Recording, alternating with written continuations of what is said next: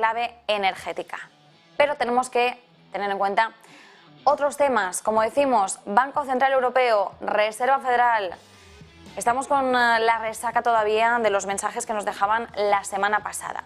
Y lo que estamos diciendo, en vías también de la crisis energética, es que lo difícil va a ser que los gobiernos europeos, a través de sus políticas fiscales para capear la crisis energética, no enfaden mucho al Banco Central Europeo, que ya les ha dado varios toques de atención. Recordemos, los miembros del Banco Central Europeo siguen moviéndose en bloque con la decisión adoptada la semana pasada y los principales mensajes de Christine Lagarde. Bien, hoy ha hablado uno de los más neutrales, hablamos de Casimir, que suele moverse en línea con Luis de Guindos. Casimir ha borrado de un plumazo cualquier esperanza de una pausa o cambio de rumbo por parte del Banco Central Europeo, porque insiste en que los tipos restrictivos son necesarios y que deben permanecer así por un periodo de tiempo más largo. Ahora bien, no es capaz de decir cuánto más debe seguir el Banco Central Europeo subiendo los tipos de interés. Muy en línea con Luis de Guindos, enseguida le escucharemos porque hoy él también ha hablado y ha reconocido que el Banco Central Europeo desconoce hasta qué punto proseguir con estas subidas. Y aunque Casimir sí dice que el Banco Central Europeo deberá actuar enérgicamente en la primera mitad de 2023, entendemos que es porque es en ese periodo donde observa la parte más dura de la recesión en Europa. Pero claro, los mensajes son muy difusos, sobre todo si tenemos en cuenta que el Banco Central Europeo sigue anclado en la idea de que cualquier recesión será corta y manejable. Le recordamos que en Negocios Televisión la semana pasada tuvimos la oportunidad de preguntar a Christine Lagarde, a Luis de Guindos, en esa rueda de prensa posterior a la decisión que adoptaba el organismo. Nos respondía Luis de Guindos y no quiso responder cuando le preguntamos si el Banco Central Europeo no estaba pecando de excesivo optimismo al hablar de una recesión corta y manejable. Recordemos esto y además tenemos que recordar también esta cuestión por una de las claves que viene a continuación. Bueno, como decimos, Casimir ha vuelto a repetir esta cuestión, lo escuchamos en boca de Lagarde la semana pasada. El Banco Central Europeo ahora mismo podría estar pecando de optimismo, pero por el momento sigue sin reconocerlo.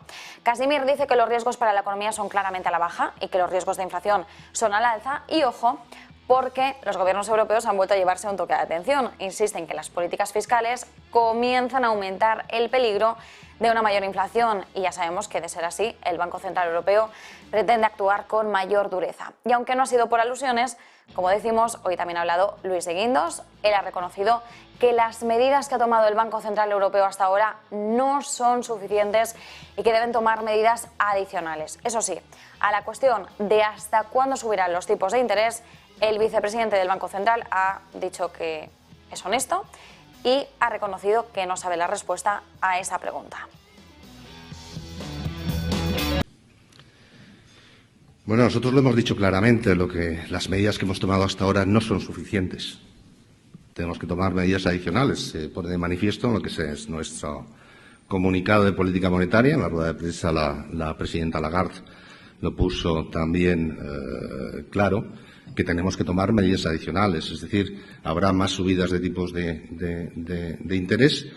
¿Y hasta cuándo? Pues yo soy absolutamente honesto. No lo sé. Es decir, únicamente cuando veamos que esas medidas que hemos ido tomando llegan a un nivel en el cual nuestras proyecciones indican que vamos a tener una convergencia estable hacia nuestro objetivo de estabilidad de precios.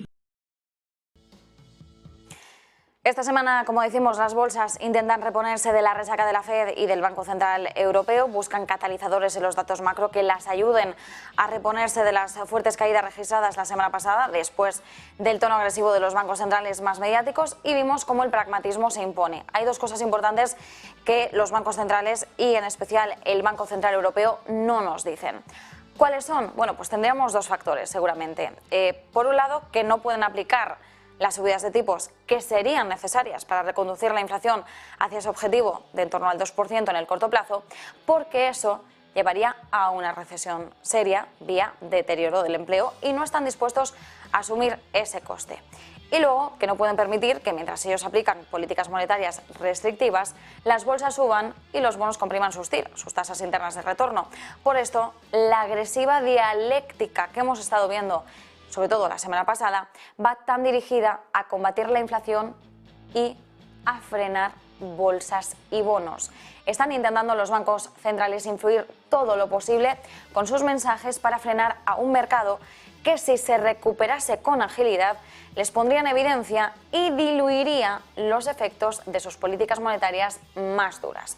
Así que, después de la firmeza mostrada la semana pasada, el mayor temor que tienen ahora los inversores es que las principales economías se precipiten en una recesión más profunda de lo esperado, una recesión más profunda que por el momento los bancos centrales y en especial el Banco Central Europeo no se están negando.